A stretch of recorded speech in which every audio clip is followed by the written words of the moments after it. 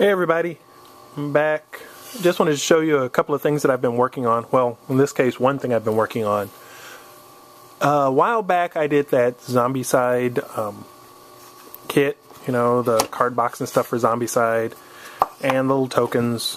And at the time that I did them, I did it all in wood, mainly because I was a little nervous about the set and didn't know how well it would be done. So went in and did the set out of wood to keep the price of it down. Well, it took off a little bit bigger than I was expecting, which is a good thing.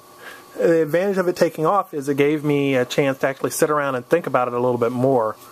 And now that I've got the wood set done, figured I think there may be enough demand for it and may support for it for me to actually do an acrylic version of it. So what I went back and did is I went back. First thing I did was for everyone that had already ordered the regular set, I went out and I sent them out some of these. And I did them actually in two different colors, so I did them in blue and I did them in green, as well as they got, you know, the X markers for them in the different colors. So that way, people that did get the early set got the color upgrades for them. So they actually each got sent a set of doors that were in the blue and the green and the markers that went with. Well, that went well, so I said, okay, well, let's go ahead and finish up the set. So went through and did blue doors. This is actually one of the test samples that I'm working on, because I think I'm going to be switching from the transparent acrylic to the opaque acrylic. So these were more testing what colors I liked, what I didn't like. I kind of like the transparent. The problem with the transparent is it does look black when you put it up against a dark color. So with the opaque, you can really see the color. So I ended up doing blue doors and X's for objectives. Then I said, well, let's go ahead and do regular doors. So these are actually, this is that transparent dark gray acrylic that I did those out of. I mean, you can see my finger and stuff behind it. So did those. And then I said, okay, well, what's left? I mean, that got the doors out of the way, but then there was more stuff. And of course the camera's gonna bounce, sorry about that. So I ended up doing some red. I had some red around. This is actually a translucent red, so this one's not quite as see-through, and this is probably the material I'm going to do the actual official set out of, because I really like the way that this turns out. But I did all the spawn points, so all the red standard spawn points that you get in the game, started doing those. So I've got, just so happen to have, so that would be their version, and then this would be the acrylic. What's nice about it, though, with the acrylic, they're a little bit more durable. They're still the same size.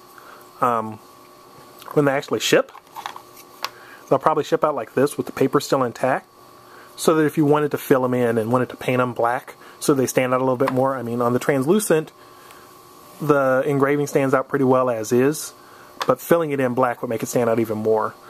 But I'll leave that up to the person. And, of course, I mean, got to do the other colors, because there's a blue spawn point in the game. So I did one for the blue spawn point, which, see, you've got both blue spawn points there. And because I was already cutting the greens for the others, I did a green spawn point. Now, officially in the game, there is no green spawn point. But I figure if they did release their, their little program for creating your own scenarios, and chances are, if you're creating scenarios, you want a few more options, so this would actually give you a third type of spawn point. So besides having the red, the blue, you could also have a green one, and you could work it into your own games. The last couple of pieces would be, I mean, you have their noise tokens. Okay, so these are a little bit bigger, you'll notice. Main reason I made them bigger, they're actually the same size as the wooden ones that I did. So you can see they're all the same size. I made mine a little bit bigger just so they were easier to handle. The smaller tokens, I could probably get more of them out of a sheet, but these were a little bit bigger and they allowed the engraving to show up a little bit better. These are engraved, and actually I'll show you one with the paper still on it, so it's a little easier to see the engraving. There we go. There we go. So there's one with the engraving still on it, and I'll try and get that close so you can see it. A little tough in this light. But the engraving. And the last kind of major piece, the exit. Also did an exit, and you can kind of see that there. There we go. So I did the exit as well. And let's see, I wonder if I have an exit that's... there we go. There's an exit with the paper still on it, so you can see what it would look like. But that's really it. I mean, just playing around with the Zombicide stuff. Still have a few more pieces to finish up, in that I'm doing a larger player 1 token, and almost forgot about these. I ended up doing,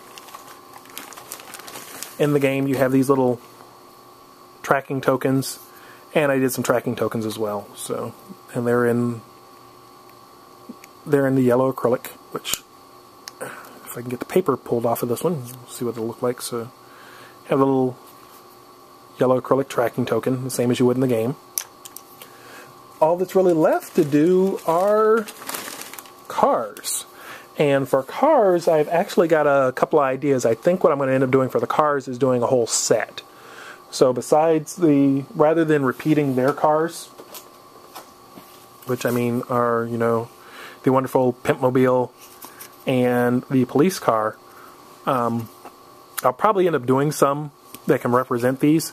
But I've also got a couple ideas for some additional cars. Because right now the cars in the game only hold 4 people. But if you were using their scenario builder and wanted to build your own scenarios, and I'm pretty sure they're going to do this in the future anyway, I've come up with some other cars. So I've got an idea for a motorcycle which will hold 2 people, and a truck or a van that'll hold 6 people.